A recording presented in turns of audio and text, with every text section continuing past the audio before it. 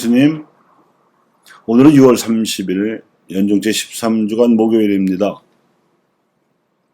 어제 교회가 거행한 성 베드로와 성 바오로 사도의 기념일이 여느 사도들과 달리 대축일로 승급된 것은 그 두 사도가 초대 교회의 대표이기도 하지만 역사에 기록되지 않았어도 복음 선포에 헌신한 이름 없는 다른 사도들과 신자들을 대신하기도 하기 때문입니다.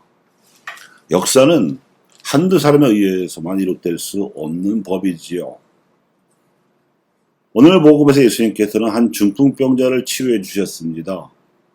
그런데 중풍의 치유에 앞서서 그의 죄를 용서해 주셨습니다.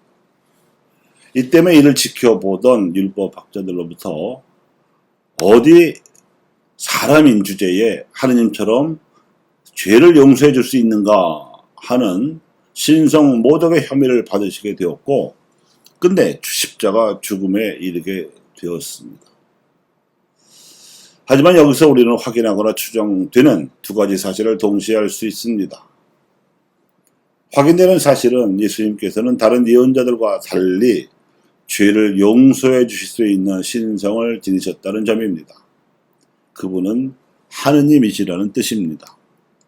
추정되는 사실은 예수님의 눈으로는 사람이 중풍에 걸리게 되는 원인이 중풍이라는 병에 바이러스가 있어서가 아니라 면역력을 손상당할 만큼 심한 스트레스를 정신적으로나 사회적으로 받았기 때문이므로 그가 받았던 억압과 소외 이상으로 받아들여지고 환대받는 체험이 필요하며, 그렇게 해서 그의 자연적인 면역력이 회복되어야 한다는 점입니다. 따라서 죄는 행위로만 저질러지는 것이 아니라 억압받고 소외되는 체험 내지 현상도 의미합니다. 또한 그렇게 해서 중풍에서 치유된 그 사람은 이후 누구 못지않게 열렬한 예수님의 제자가 되어서 하나님 나라의 복음을 믿고 전하게 되었으리라는 점입니다. 초대교회는 이러한 사람들이 제법 많았기에 12제자와 72제자 그리고 성모 마리아와 여인들 말고도 모두 120명이나 함께 성령을 받았다고 기록되어 있습니다. 익명의 사도들의 존재와 활약을 전제하지 않고서는 지극히 이례적이었던 초대교회의 공동체적 활력을 설명할 수 없습니다. 그런가 하면 오늘 독서는 평범한 사람이 하느님께 사로잡히게 되는 경위를 들려주었습니다. 아모스는 본시 남유다 땅에 살던 농부였습니다. 북이스라엘 왕국의 궁정예언자 아마치야가 아모스에게 한 발언이 그 근거입니다. 선견자야, 어서 유다 땅으로 달아나 거기에서나 예언하며 밥을 벌어먹어라. 그리고 덧붙여 알 수 있게 되는 점은 아마치야 같은 궁정예언자들은 직업적인 예언자로서 그들의 예언 활동으로 밥을 벌어먹었다는 점입니다. 그에 비해 아모스는 제야 출신 예언자였으며 자신의 생업으로는 돌, 무화과 나무를 키우는 농업과 양떼를 돌보는 목축업이 있었고, 예언 활동은 돈을 벌기 위해서가 아니라 오로지 하느님의 영에 사로잡혔기 때문에 했던 것이었습니다. 아모스는 자신의 예언자 성소에 대해 이렇게 밝혔습니다. 나는 예언자도 아니고 예언자의 제자도 아니다.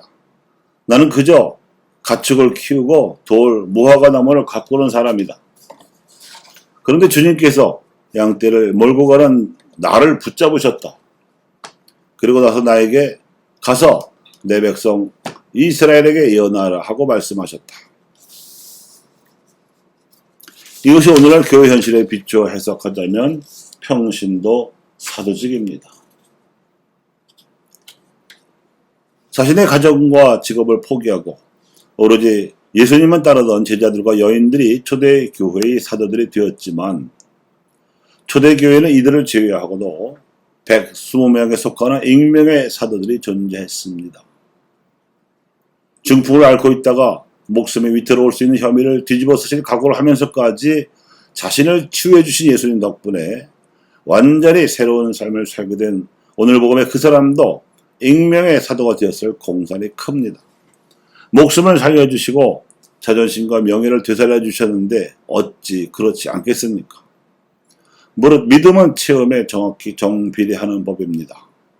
투신의 강도와 헌신성도 믿음의 크기에 비례할 수밖에 없습니다. 그래서 한 사람의 삶을 보면 그가 지닌 믿음과 그가 겪은 체험의 크기 또한 짐작할 수 있는 것입니다. 그가 이런 체험을 하고 나면 하나님의 신적 능력으로 치유의 기적을 얻어내렸음을 깨닫게 되고, 따라서 아모스처럼 하나님께 사로잡혔다라든가 하나님께서 부르셨다는 고백을 하게 되는 것입니다. 그 한 사람만이 아닙니다. 복음서에 보면 많은 예가 나와 있습니다. 나병환자도 있고 아들이나 딸이 죽었다가 죽을 뻔하다가 살아난 부모도 있으며, 죽을 병에 걸린 유다인 하인을 되살려주신 은혜에 감복한 로마인 백인대장도 있고, 역시 아들이 죽을 뻔했다가 되살아난 헤로데 왕실 관리도 있으며, 예리코에서 눈을 뜬 바르톨로메오도 있고, 36년 동안 안진뱅이로 있다가 치유받은 익명의 사람도 있으며, 예루살렘에서 치유의 만찬상을 차린 물동이 지고 가던 아무개 등도 익명의 사도가 되었을 사정을 공통적으로 지닌 사람들입니다. 예수님께서는 치유의 만찬을 하시면서 나를 기억하여 이를 행하라고 당부하셨기에 오늘날 성경으로 남아있는 기록을 남기신 사도들만 있는 것이 아니고, 기록하기보다는 실행하는 데 더욱 힘쓴 사도들이 더 많습니다. 베드로와 바오로처럼 조화와 균형으로 신앙을 살아있게 만든 여러 역사적 인물의 사례를 어제 상기시켜드렸습니다만, 그들의 이름 뒤에는 훨씬 더 많은 숫자의 인물들이 익명성으로 병풍처럼 둘러서 있음을 우리는 기억해야 합니다. 이 벽 뒤에는 적어도 10명 이상의 강옥해 주신 선비들이 있고, 김대건의 뒤에는 적어도 10,000명 이상의 순교자들이 있으며, 최영업의 뒤에는 그 10,000명 치명자의 몇십 배가 더 많은 교천 증거자들이 있습니다. 정약용과 안중근, 장면과 김서환의 뒤에도 마찬가지입니다.